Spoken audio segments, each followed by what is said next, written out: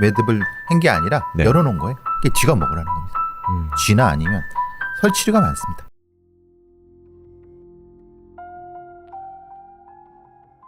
그날 평소처럼 다니던 등산로에서 그 광경을 목격할 거라곤 상상도 하지 못했을 겁니다. 2014년 12월 4일 오후 1시경 경기도 수원 팔달산의 등산로. 겨울이라 꽁꽁 언 산길을 조심스럽게 올라가던 등산객은 길 옆쪽으로 버려진 검은색 비닐봉지를 발견했습니다. 비닐봉지는 살짝 열려 있었는데 그 사이로 어떤 물체가 삐죽 나와 있는 게 보였습니다. 호기심에 다가가 물체의 정체를 확인한 등산객. 그런데 머리하고 팔다리가 없는 몸통 시신이 들어있었어요. 골반 쪽은 없었고 몸통 중에 상반신만 들어있었고 좌우로 약간 접혀져 있는 상태로 얼어져 있었어요. 사람들이 수시로 드나드는 등산로에서 발견된 사람의 몸통 시신. 발견된 시신은 가로 32cm, 세로 42cm의 상반신으로 놀랍게도 심장과 간 등 주요 장기가 사라진 상태였습니다. 뼈와 피부밖에 없었기 때문에 시신이 약간 접혀진 채 얼어 있었던 겁니다. 시신이 처음 발견됐을 당시에는 육안으로 볼 때 사람인지 명확하지 않아 경찰이 간이키트로 혈액을 검사했더니 사람의 피로 밝혀졌습니다. 시신이 들어있던 비닐봉지 안에서는 다량의 피가 발견되지 않았고 부패도 진행되기 전으로 보였습니다. 장기가 사라진 시신은 남자인지 여자인지 육안으로 구별조차 힘든 상태. 경찰은 바로 수사에 들어갔습니다. 현장 주변 CCTV 10여 개 영상 확보해서 지금 분석 중에 있고요. 기동대, 이계중대 등 200여 명의 인력을 동원해서 나머지 시신 찾기 위해서 수색 중입니다. 그러나 CCTV는 물론이고 사건 현장 주변에서 어떤 단서도 찾지 못했습니다. 수색견 3마리가 투입되고 수색 인원도 100여 명을 더 충원해 며칠을 더 수색했지만 결과는 마찬가지. 시신이 발견된 등산로에 진입할 수 있는 입구가 7개가 넘어 범인이 어디로 접근했는지 동선을 파악하는 것도 불가능했습니다. 또 수색 중 발견된 신발과 옷, 지갑 등 190여 점의 유류품은 모두 사건과 관련이 없는 것으로 파악됐습니다. 아직 수색의 진척은 없습니다. 다만 부검 결과 피해자는 A형을 가진 여성으로 확인됐습니다. 한간에 장기 매매 소문이 돌고 있는데 시신의 장기 적출을 위한 흉골절개가 없다는 소견을 통보받았습니다. A형 혈액형을 가진 여성의 시신. 시신에서 장기가 사라졌기 때문에 SNS에서는 장기 매매를 한 뒤 버려진 시신이라는 소문이 떠들어왔습니다. 게다가 시신이 발견되기 2년 전인 2012년 4월에 발생한 오원춘 살인사건에 충격이 남아있던 때라 SNS에는 인신매매와 장기매매, 인육 캡슐 등에 대한 글이 넘쳐나고 있었습니다. 정말 떠도는 소문처럼 의문의 여성은 장기매매를 당한 후 훼손된 시신으로 버려진 것일까? 2014년 대한민국을 공분에 빠뜨렸던 토막시신 살인사건은 이렇게 시작됐습니다.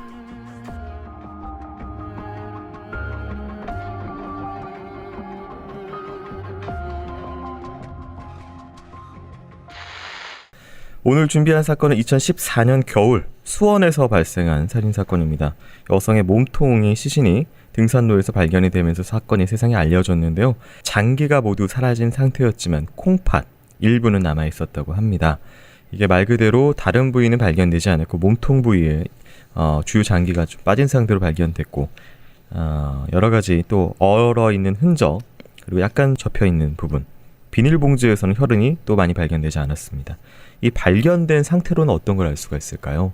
이 상황을 봤을 때 이 등산로 부분도 있고 그랬을 때 많은 사람들이 그런 얘기를 했어요. 아, 이게 장기가 없어졌으니까 장기 적출이 들었는데 그건 천만에 맞습니다. 왜냐하면 장기 적출을 하는 범인들은요. 네. 그렇게 허술하게 버리거나 네. 아니면 그렇게 처리하지 않습니다. 왜? 자기들이 큰 이익을 얻는데 네. 왜 자기의 범죄를 노출시키냐 이 말이에요. 네.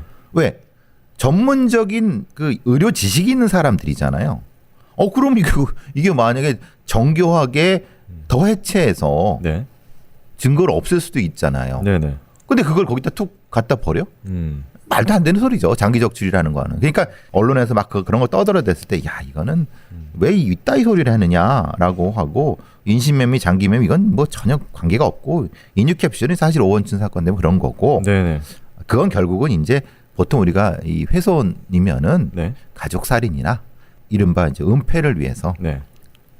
유기를 위해서 했을 가능성. 그러면 바로 근처에 범인이 있다. 제가 언젠가 김PD님한테도 그런 말씀드렸지만 범죄의 공간이라는 건 경계 지점이라고 말씀드렸잖아요. 네. 우리가 생각하기에는 왜 이산이야? 왜 등산로야? 라고 하는데 거기가 경계 지점입니다. 네. 유기지를 볼 수 있는 지점이다라고 네. 그때 분석했던 기억이 납니다. 그렇다면 그 장기, 사라진 장기는 어떤 이동상의 그 분리를 위해서 따로 했을 것이다라는. 왜냐하면 네. 지금 신장이 일부가 남아 있어요. 네. 만약에 장기적 출혈이면 신장이 가장 비싸기보다는 가격이 제일 있죠. 많이 쓰인단 네. 말이에요. 그럼 그걸 훼손하지 않죠. 네. 그러니까 유기의 편의를 위한 훼손이기 때문에 네. 그 상황은 금방 알 수 있었어요. 왜냐하면 이게 접힌 상태고 피가 다 빼진 상태고 상반신 일부였었고라고 하고 혈흔이 없었고 근데 부패는 진행이 안 됐어요. 네. 그럼 되게 가까운 데예요. 그거는 차로 이동하는 게 아니라 걸어서 네. 이동할 수밖에 없는 데예요. 음. 그리고 그 등산로를 가보는데 바로 이 입구에서 바로 앞쪽이에요. 네. 높이 올라가지도 않았어요.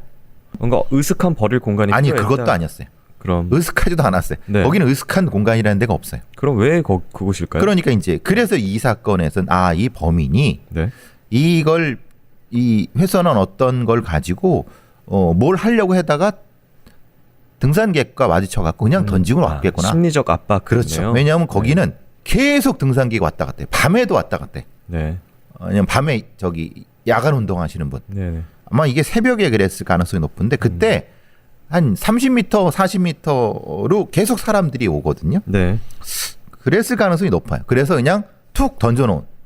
그래서 얼어버린 네. 이런 상태일 가능성이 높죠. 네. 이게 2012년 4월 1일에 이제 오원춘 살인 사건이 있고 2년 뒤에 이 사건이 발생을 해서 말씀하신 대로 그런 인유 캡슐 등의 소문이 많이 들었었는데요. 당시 이제 수사본부에서 국가수 부검의의 소견을 인용해서 장기 적출은 심장이 뛰고 있는 상태에서 흉골을 절개해야 하지만 4.1 팔달산에서 발견된 시신은 흉골 절개 흔적이 없다라는 소견 발표하게 됐습니다. 그러니까 이건 네. 부검 상황에서 그렇고 그 사체의 상태를 봐도 이건 네. 뭐 장기 적출은 전혀 아니에요. 그건 모르는 사람들이 하는 얘기였고 네. 왜 오원춘이냐면 오원춘 사건의 현장과 바로 앞이에요. 네. 그래서 이게 조선족 오원춘 분명히 그럴 거라고 당시의 형사들도 추정을 했고 네.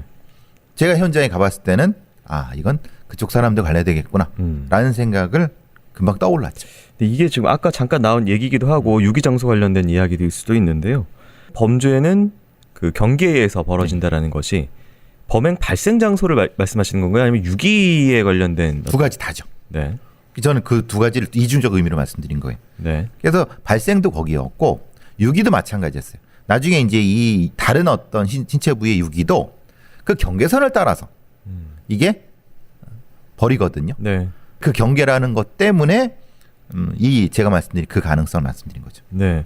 사실 이제 몸통만 발견됐기 때문에 나머지 시신도 발견을 해야 되는 상황인데 지금 그렇다면은 아까 얘기한 경계 관련된 이야기 또 유류품도 발견되지 않았기 때문에 나머지도 사실 그럼 이 경계 부위에 다 있어야 되는 그렇죠. 상황. 제가 처음에 거기 갔을 때 이거는 얘가 걸었구나. 이게 걸어서 이게 버리는 애구나. 네. 그러니까 차량이 있었다고 하면 여기에 늘 이유가 없다. 버릴 이유도 없고. 근데 그렇다는 것은 나머지도 역시 이와 비슷하게 비닐봉지 들고 다니면서 이렇게 툭툭 던졌을 것이다.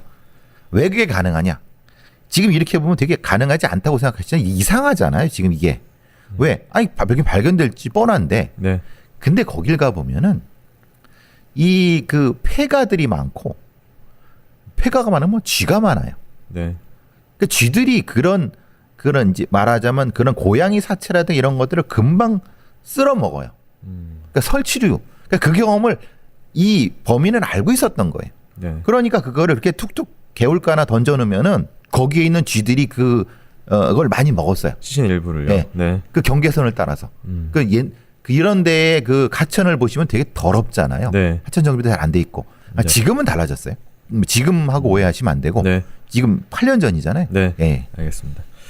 다시 한번 말씀드리지만 어떤 지역적인 것이 위험하다. 어떤 지역에 대한 이게 되게 요새 민감하기 때문에요. 그렇죠. 네. 그런 의미는 아니고요. 경계선 말씀드리는 네. 거예요. 범죄적인 의미로서. 의미로서 네. 당시의 공간이 네. 경계선. 왜냐하면 개발 예정지였어요. 네. 개발하려고 막 사람들 내쫓고 뭐 부수고 그런 폐가들이 많았던 데가 있어서 네. 그런 경계를 말씀드리고 지금은 아니에요. 네. 알겠습니다. 팔달산에서 시신의 몸통이 발견되고 약 일주일이 지났을 무렵에 또 다른 장소에서 시신들이 발견되기 시작하는데요. 수사 이어서 듣고 오도록 하겠습니다.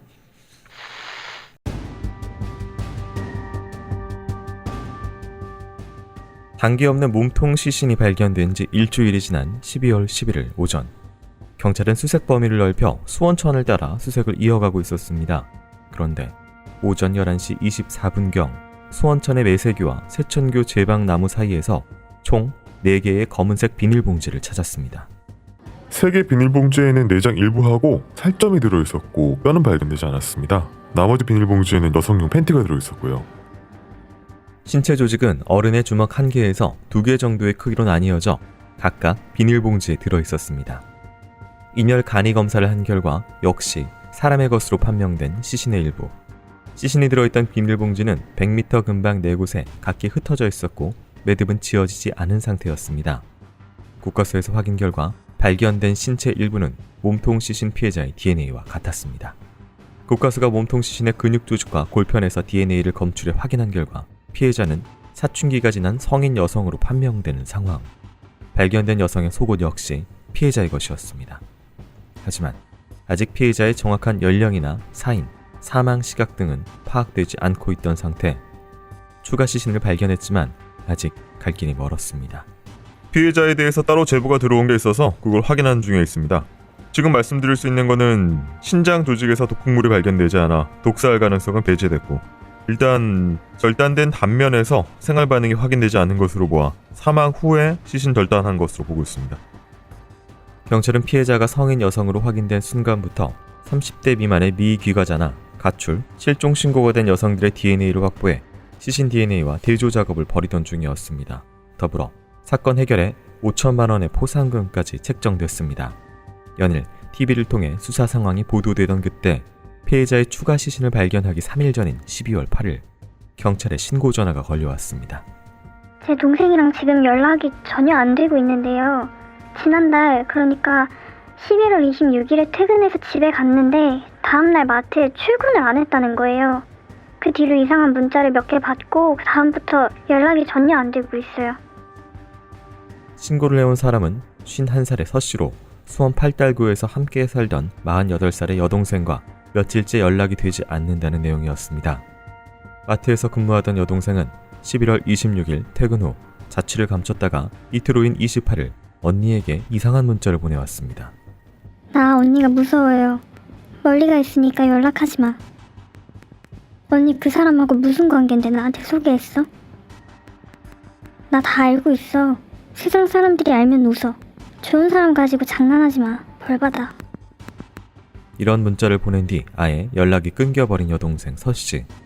경찰은 실종 신고를 한 서씨 언니에게서 채취한 DNA와 몸통 시신의 DNA를 대조하기 시작했습니다.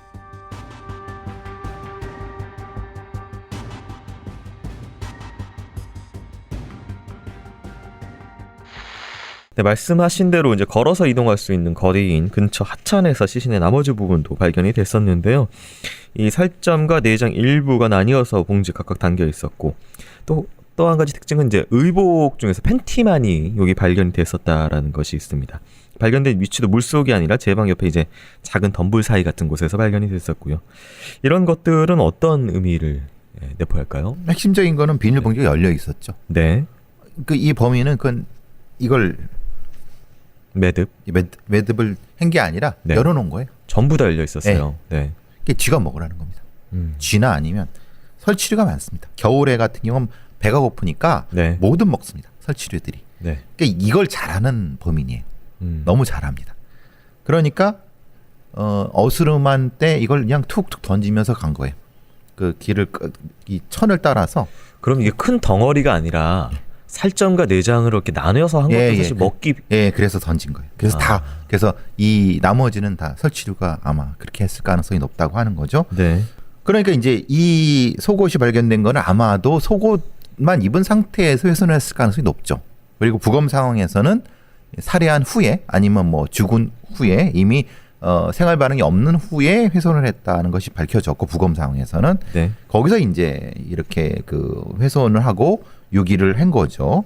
독극물이 발견되지 않았기 때문에 다른 형태의 어떤 뭐 공격이 있었는지는 확인을 해봐야 되는 부분인 거고, 첫 번째 팔달산에서 발견됐을 때 그때 언론에 이제 인터뷰도 그렇고 분석도 그랬을 때 이건 분명히 걸어다니는 놈이 했기 때문에 천변의 설치류들을 싹 다 뒤져야 된다라고 제가 그 다음 날부터 계속 얘기를 했는데 결국은 그 산만 뒤졌어요. 그러니까 이런 생각을 하는 거예요. 아, 산에 묻으려고 묻어 있을 것이라는 생각을 한 거예요. 네. 전혀 프로파일링의 개념 자체가 없는 거예요. 그러니까 거기에 그 땅에다가 왜 묻습니까? 12월에 그 얼은 땅에 네. 묻으려고 했으면 애초에 그렇게 던지지도 않았죠. 네. 빨리 발견할 수 있었음에 불구하고 못한 거죠. 결국은 뭐 했냐면은 언론 제보를 통해서 이게 결국은 해결이 된 거거든요. 제보가 네. 됐고 지금 상태에서 이상한 문자가 왔고 그 문자도 이상하잖아요. 네. 그 누가 보낸 것 같습니까 이거? 본인이 보낸 아니죠. 네, 내용이 치고 뭐라고 했겠습니까? 네. 나 멀리 간다? 나 연락하지 마. 자기 언니한테. 네. 보통 이게 항상 범인들이 보낼 때 그렇죠. 내가 네. 멀리 가니까 연락하지만 항상 그렇죠. 들어가거든요. 이게 다 그거지 않습니까? 네. 그럼 이건 언니가 느끼기에는 거꾸로 이상한데? 그래 결국은 동생한테 문제 있을까봐 이렇게 한 거고 네. DNA 검사를 통해서 이제 뭐 이렇게 된 거죠. 인간의 범죄의 의식이라는 게 여기를 벗어날 수가 없어요. 그러니까 자기 변호를 하려다 보니까 범인이 이렇게 쓸 수밖에 없는 거죠. 네. 아니면은 그와 관련된 사람이거나 지금 그 사람이란 사람을 찾아야 되는 거예요. 네. 그 사람이 나한테 소개했어라고 하는 거는 이건 팩트죠. 거짓말이 아닌데 네. 다음에 감정, 무서워요. 또 웃어. 장난치지 마. 이건 감정이에요. 네. 그럼 감정에서 왜곡이 있는 거죠. 네. 그 감정의 왜곡을 바꿔보면은 이 텍스트의 진짜 의미를 낮췄을 수 있는 거죠. 사실 반대로 얘기하면 그 사람은 나쁜 사람이고 그렇죠. 그 그거죠. 사람으로 인해서 나는 죽었다 정도로밖에. 그렇죠. 네, 그렇게 되는 거죠. 저기 이제 방송 구성상 추가 시신이 발견된 이야기 먼저 저희가 브리핑에 나왔는데요. 이제 헷갈리실까봐 사건을 순서대로 정리하자면은 이 팔달산에서 토막 시신이 발견되고 4일 후에 경찰에 실종 신고 전화가 걸려왔고요. 경찰이 신고자인 언니 서 씨에게 DNA를 채취해서 이제 몸통 DNA와 이제 대조하는 사이에 결과를 기다리던 중에 그 천변에서 추가 시신이 발견된 상황입니다. 지금 이제 사실 이 날짜도 26일 날 퇴근 후에 11월 26일 퇴근 후에 자취를 감추고 28일 날 언니한테 문자가 왔는데 앞서서 저희가 발견한 몸통 시신의 경우에 이제 냉동이 됐단 말이에요. 부패 안 된 상태에서 냉동이 됐기 때문에 이건 사실상 바로 죽이고 바로 얼렸다. 뭐 이렇게 봐야 되는. 얼렸다는 건 냉장고로 얼린 건지 네. 지금 상태는 그건 아닌 것 같아. 왜냐하면 12월이니까 굉장히 추웠을 테니까. 외부에 있다가 얼었을 것이다. 있다 얼은 것 같다는 느낌이 들어요. 이 피해자 신원이 파악되자 곧 주변에 유력한 용의자가 한 명이 떠오릅니다. 어떤 사람이었을지 그 이야기 듣고 오도록 하겠습니다.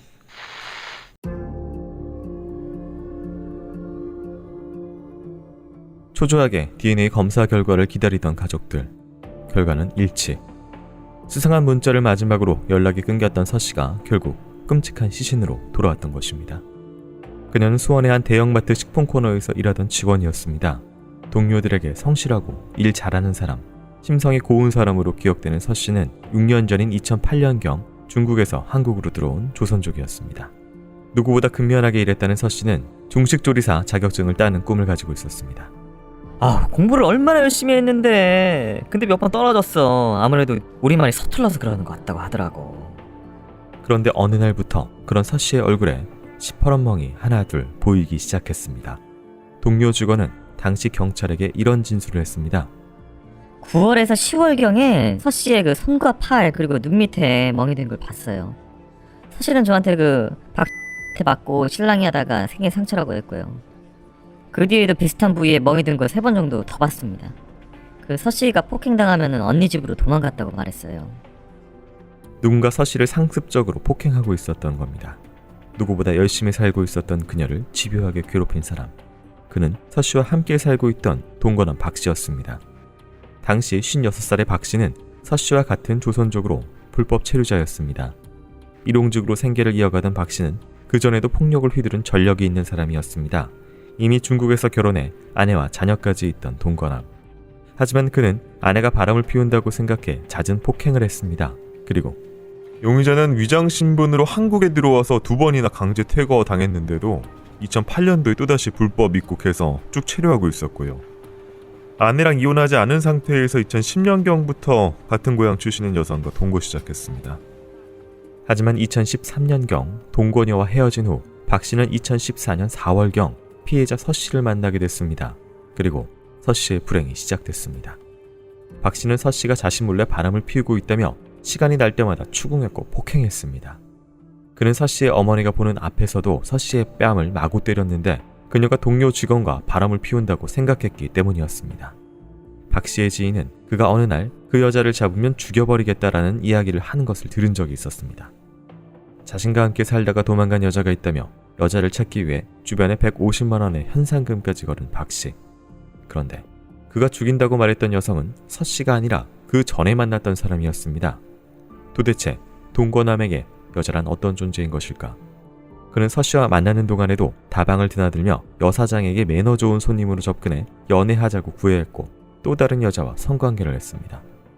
서 씨가 실종된 상황에서도 데리고 살 여자가 필요하다며 지인에게 여자를 소개받아 만나고 다녔던 동거남. 여러 여자를 만나면서도 서 씨에게 유독 집착하고 폭력을 휘둘렸던 동거남 박 씨. 경찰은 그를 주요 용의자로 수사를 시작했습니다.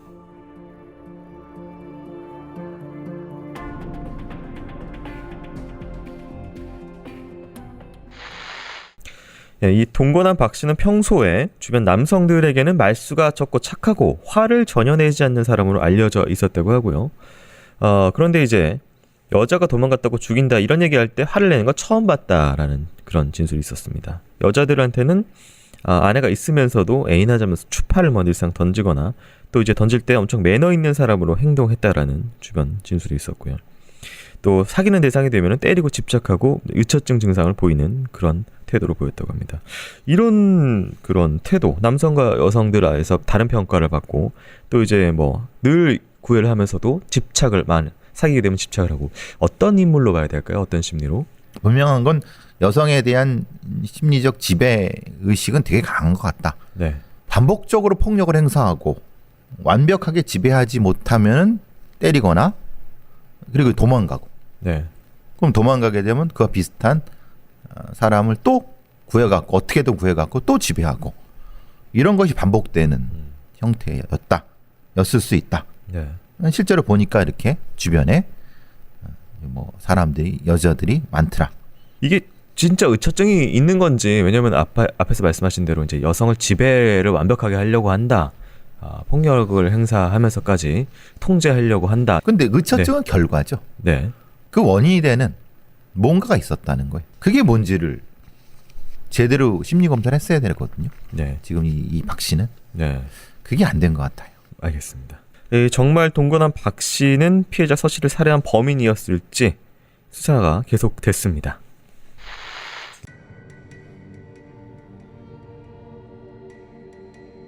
동거남 박 씨의 존재가 드러날 때쯤 112에 제보 전화가 한 통 걸려왔습니다. 제가 부동산 중개업하고 있는데요. 월세방 가계약한 사람이 입주일이 지났는데도 나타나지 않아요. 열쇠까지 받아갔는데 뭐 미리 넣어둔다고. 아무래도 좀 뭔가 수상해요. 그 요즘엔 토막살인? 그것도 있고. 남자는 작은 화장실이 있는 원룸을 계약하면서 20만 원의 계약금을 걸었고 입주를 하는 날 보증금과 월세를 납부하기로 했는데 나타나지 않았습니다.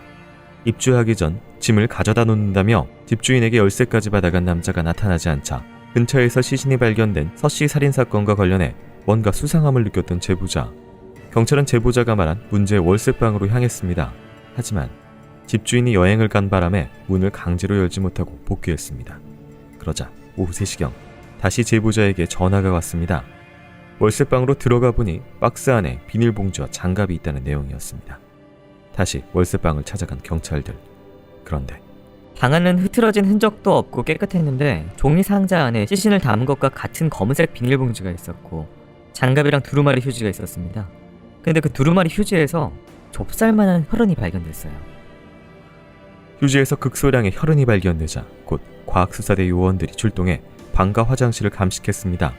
그러자 놀랍게도 깨끗해 보였던 방과 화장실에서 혈흔 반응이 나왔고 화장실 수도꼭지에서 1mm도 안 되는 작은 인체 조직을 발견했습니다. DNA 분석 결과 혈흔과 인체 조직은 피해자 서 씨의 것이었습니다.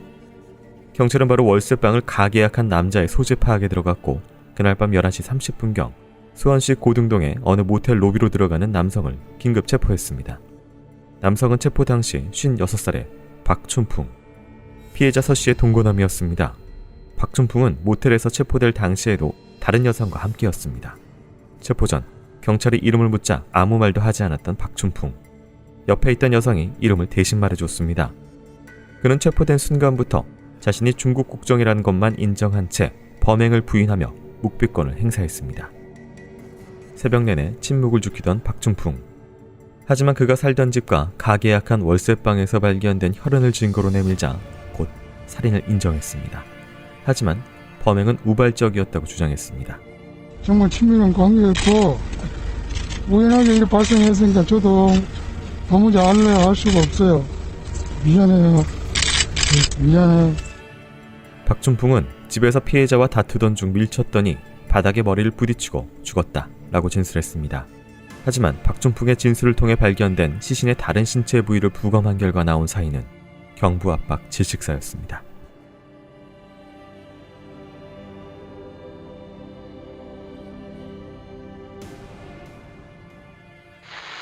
박춘풍은 우발적인 살인을 주장을 했고요. 자백을 통해서 피해자의 이제 머리 이렇게 발견했는데 턱 부분에서 다수의 표피 박탈이 관찰됐었고 손가락으로 누른 흔적, 그 다음에 이제 경부 압박으로 인해 손상된 이런 것들이 발견돼서 사인은 경부 압박 질식사로 판단이 됐습니다. 박춘풍의 진술로 다른 신체 부위도 찾으려고 노력했지만 결국 왼쪽 팔과 오른쪽 다리 그리고 골반 부위는 끝내 찾지 못했다고 합니다. 본인의 주장은 밀어서 넘어져서 머리 부딪혀서 죽었다. 하지만 이제 표피 박탈, 지두훈, 경부 어떤 압박의 흔적들 이런 게 나왔는데 어떻게 봐야 될까요? 다 거짓말이죠. 처음부터 애초에 범행 자체의 동기부터 찾았어야 된다. 그러니까 뭐 당연히 자기는 우발적으로 싸우다가 우발적으로 해서 죽어서 시신을 유기했다, 훼손 유기했다라고 할 가능성은 높지만 실제로는 그렇지 않았거든요. 그러니까 질식사 시킨 거죠. 네. 근데 질식사 시키기 전에 어떤 일이 있었는가 이런 부분은 얘기하지 않으니까 결국은 이제 그 관계 속에서 찾아내야 되는 부분인 거죠. 이게 사실 발견될 당시에도 어떤 여자와 모텔에 들어가는 장면으로 이제 발견이 되기 그렇죠. 때문에 예. 앞서서 말씀하신 어떤 그런 여성에 대해 끊임없는 이런 것들은 좀 보이긴 하는데요. 성매매업소 여성을 포함해서 그 외에도 이제 우리나라에 조선족 여성들이 많이 오거든요. 네. 그들 대상으로 그런 짓들을 해고 다닌 박춘풍은 겉보기하고는 다르게 굉장히 이런 어떤 지배력이 강한 인간이거든요. 그걸 사실은 간과했던 것 같아요. 이 질식사 확인 이후에 박춘풍이 이제 진술을 바꿉니다. 주장을 살펴보면은 자신이 피해자의 친모 앞에서 남자 문제로 피해자를 폭행하자 친모와 함께 피해자 언니의 집으로 가버렸다. 그래서 다시 합쳐 살자고 설득을 하려고 마트 가서 기다렸다가 데리고 왔는데 그 문제로 싸우다가 자신의 여자 문제가 나와서 피해자가 자기한테 소리를 질렀다. 그래서 순간 화가 나서 멱살을 잡고 피해자의 목도 붙잡았는데 아무래도 그때 자신도 모르게 자기도 모르게 피해자를 넘어뜨리고 손이 목으로 갔다. 그렇게 목에 눌려져서 사망했을 것이다 라는 이야기를 합니다. 박춘풍은 그게 아니라 네. 있는 증거가 나왔을 때만 얘기해요. 걔가 말한 건 거의 다 거짓말이에요.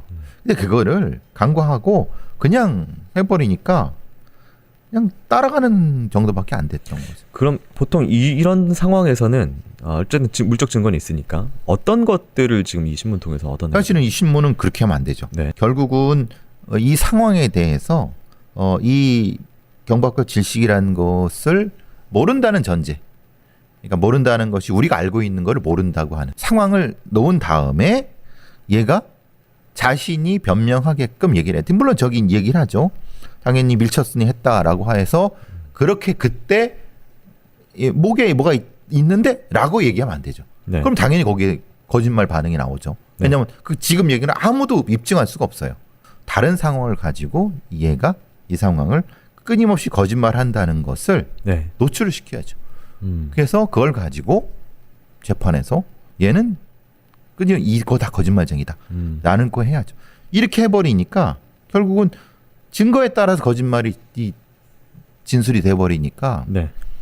이상한 상황이 돼버리는 거죠. 그는 계속 우발적인 살인을 주장하는데요. 이후 밝혀진 진실, 사건의 전말 듣고 오도록 하겠습니다.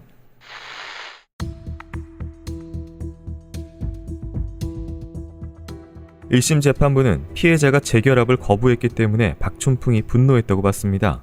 박춘풍은 피해자의 언니를 만나 피해자와 재결합하고 싶다는 의사를 밝혔는데 그때 피해자의 언니는 이렇게 말했습니다.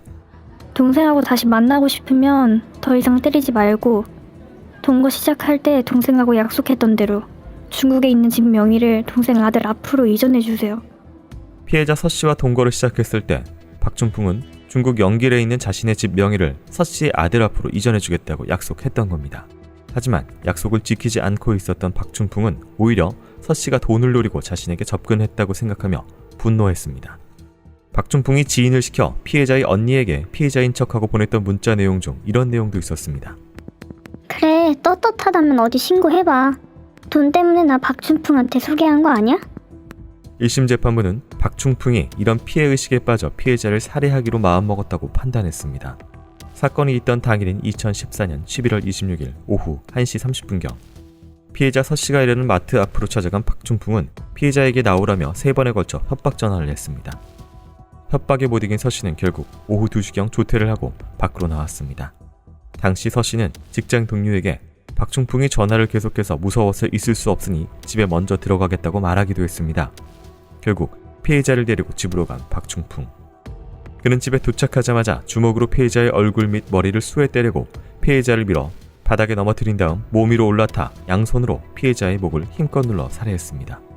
피고인은 위와 같이 피해자를 살해한 후 피해자의 사체를 잘라 이를 여러 장소에 나누어 묶거나 버림으로써 범행을 은폐함과 동시에 사체가 발견되더라도 신원 확인이 곤란하도록 하기로 작정하였다.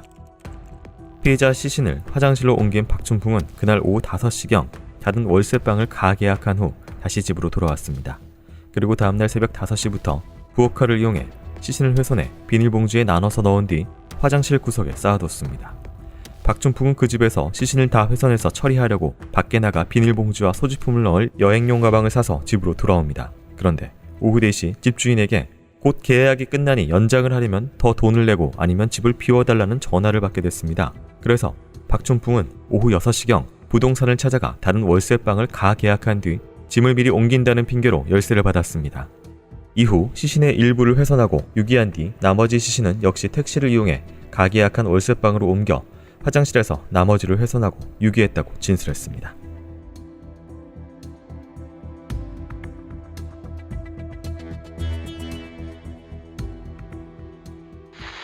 돈을 노리고 이제 여자가 본인한테 접근을 했다고 본인이 생각해서 이렇게 했을 것이다 라고 판단을 했는데요. 재판부가 이거 어떻게 보시나요? 그러니까 재판부는 뭐 이건 분노 때문에 뭐 이렇게 했다. 그러니까 재판부로서는 이렇게 판단할 수도 있을 것 같다고 봐요. 근데 이제 저는 제가 보고 싶었던 건 그것보다는 네. 이 박춘풍이 생각하는 자신의 피해자에 대한 반복된 폭력이 어디서 나왔는가. 이건 이 피해자한테만 나온 게 아니거든요. 다른 여성들한테도 동일하게 이런 폭력이 행사됐다고 하면은 이건 본인이 얘기한 대로 여자가 나를 뭐 돈을 노리고 한 거나 이것은 본인의 주장이죠. 네. 근데 본인이 사실은 거짓말을 한 거잖아요. 뭐라고 했냐면 이 여자의 아이한테 내가 중국에 있는 걸 이렇게 줄 거야라고 일종의 꼬신 거잖아요. 뒤집어 씌우는 거죠. 나를 돈을 노리고 그랬어?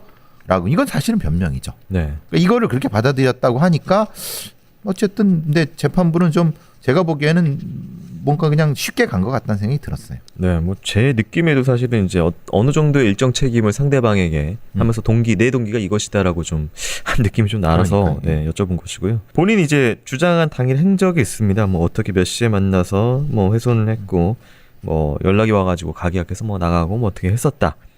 그리고 이제 살인 방법에 대해서도 뭐 싸우다가 주먹으로 때리다가 손으로 이렇게 했다. 이건 어떻게 보실까요? 근데 그거는 네. 이건 말 그대로 본인 얘기죠. 네. 둘 사이에 분노해 갖고 우발적으로 이런 형태로 네. 되는 거잖아요. 그러니까 이거는 상당히 어떻게 보면 박춘풍의 얘기를 그냥 뭐 신뢰한 거죠. 이 부분은. 네. 결국 1심에서 계획된 살인으로 무기징역을 선고를 받습니다. 그런데 2심에서 박춘풍 변호사가 심신미약을 주장을 하는데요. 어렸을 적 박춘풍이 한쪽 눈을 다쳐서 의안을 하고 있는데 그때 바로 눈 뒤에 위치한 안아 전두엽이 다쳤을 가능성이 있다. 학계에서는 그랬을 경우 충동조절 장애가 생기고 반사회적 행동으로 이어진다는 견해가 있다면서 뇌영상, 두뇌 영상 분석을 요청을 합니다. 2심 재판부는 이를 받아들여서 결국 검사가 진행이 됐고요. 전두엽의 기능적, 구조적인 손상이 약간 있다라는 게 밝혀집니다. 그러나 의학적 소견으로는 범행 당시 사물을 분별할 능력이 정상이었다. 평소 행동장애를 계속 보여왔던 것도 아니기 때문에 의사결정 능력에 장애가 없다라는 판단이었습니다. 그래서 2심 재판부도 무기징역 선고했고 이후 대법원상이 확정이 됩니다. 이 뇌에 관련된 부분은 어떻게 보세요? 그때 너무 황당했었죠. 네. 물론 기능적 손상이 있을 수는 있죠. 그런데 실제로 그가 하는 범행의 과정은 전혀 심신미약이 아니에요. 네. 그죠? 그러니까 이걸 왜 받아줬지? 라는 생각이 일단 들었고, 물론 이제 형량에 어떤 것이 영향을 미치지 않았다고 하지만은 이걸 받아준 것 자체가 사실은 영향을 미쳤다고 보는 거죠. 그 결국은 그렇게 되니까 재판부는 얘들이 입증을 잘 못하는데? 라고 하니까 사실은 이 뇌검사, 영상검사까지 해버리니까 그 의도는 선했다 하더라도 이것이 수사기관이 이렇게까지밖에 못했나? 라고 하는 좀 안타까움이 있었죠. 2014년에 이 사건이 있을 당시에 이 시신 처리 방식하고 범인이 이제 조선족이라는 것 때문에 포커스가 굉장히 거기 2년 전에 오원춘 사건까지 붙어가지고 굉장히 그쪽으로만 보도가 그쵸. 됐습니다. 피해자께서는 이제 굉장히 열심히 노력하고 성실하고 사람 좋고 주변에 이렇게 평이 자자한 사람이었고 굉장히 꿈을 꾸고 계셨던 분인데 타국까지 와서 이제 그런 것 꿈도 다 없어지고 또 비통한 죽음을 맞은 피해자의 명복을 빌면서 오늘 크라임 마치도록 하겠습니다. 교수님 오늘도 수고 많으셨습니다. 수고하셨습니다.